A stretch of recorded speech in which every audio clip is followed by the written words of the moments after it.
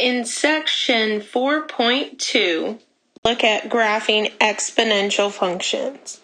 That means our base of our exponential will be a number of some kind, and then our exponent will actually be the variable, the x.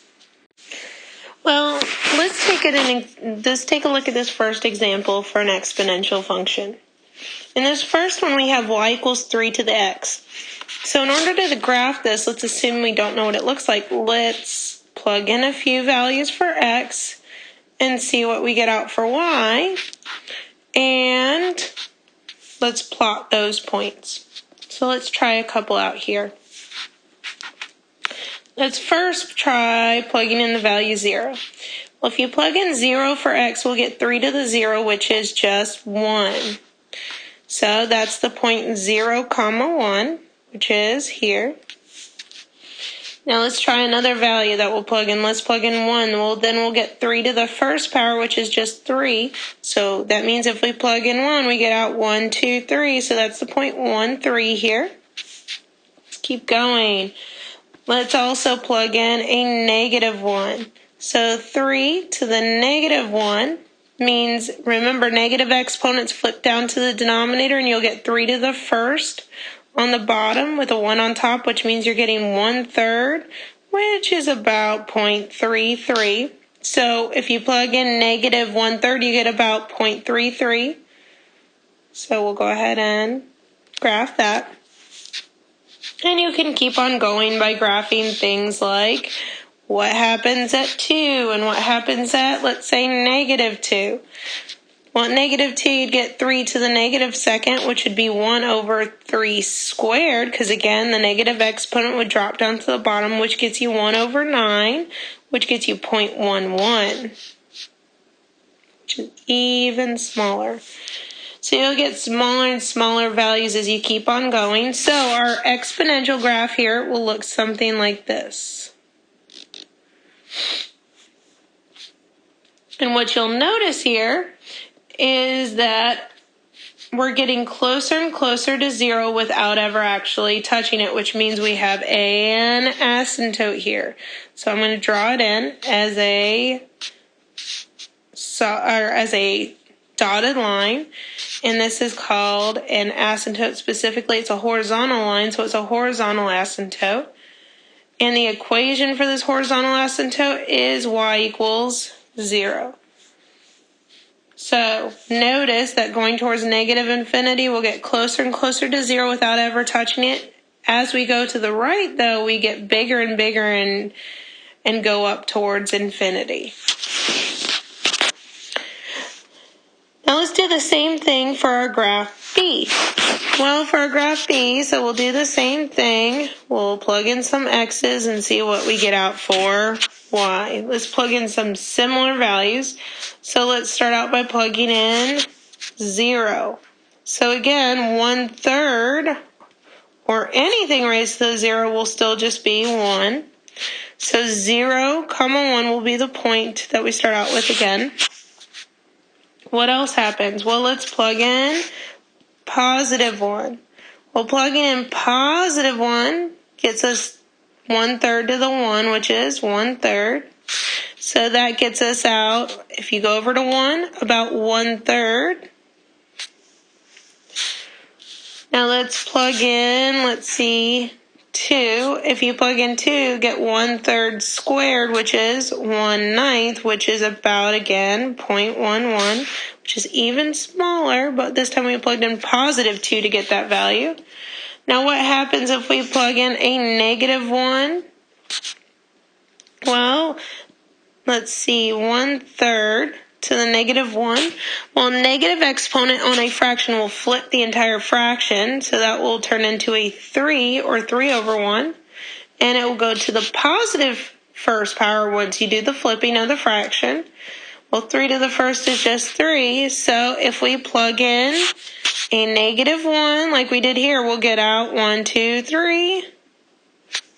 So it's going to look very similar to the graph we just did, kind of just in the reverse direction.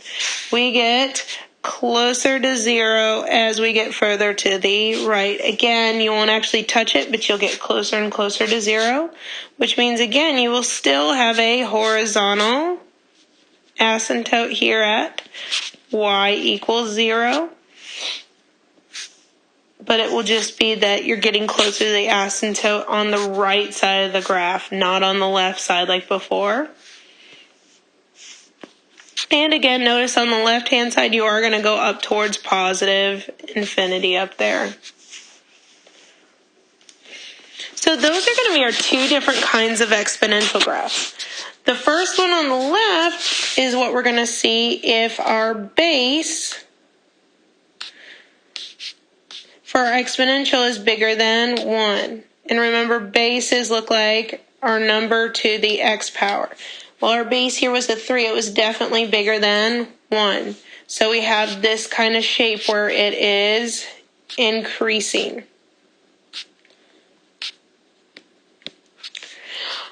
On the problem on the left, we're looking at a problem where our base on our exponential graph is less than 1. We have a b to the x where the base b is less than 1. That's why we have a fraction like this. We have a fraction of 1/3. Means your base is less than 1. And that's why we got an exponential graph that is decreasing, because the base is less than 1. However, notice the one thing that these two graphs do share, actually two things that these graphs do share, is they both share the point 0, 1, because anything raised to the 0 is 1, and they both share the same horizontal asymptote at y equals 0. The only difference between the two is whether or not they are really increasing or decreasing as they go through that point 0, 1 and as they get closer to their asymptote. So when we graph our exponential functions, I'm really looking for three things. Where is that 0, 1 point? Where is our horizontal asymptote? And is the graph increasing or is the graph decreasing?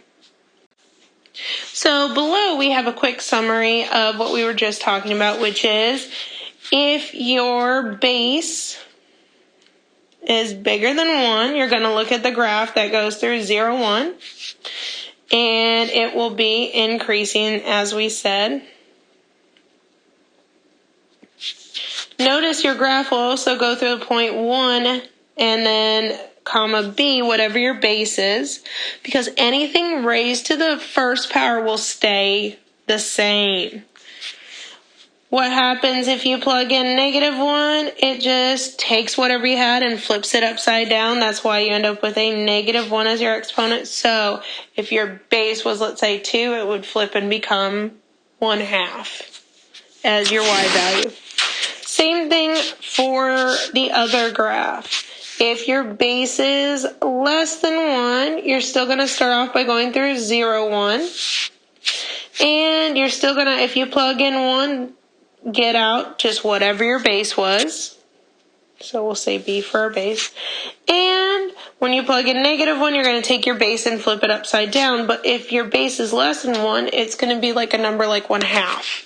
So if you flip the 1/2, it would turn into, let's say, a 2.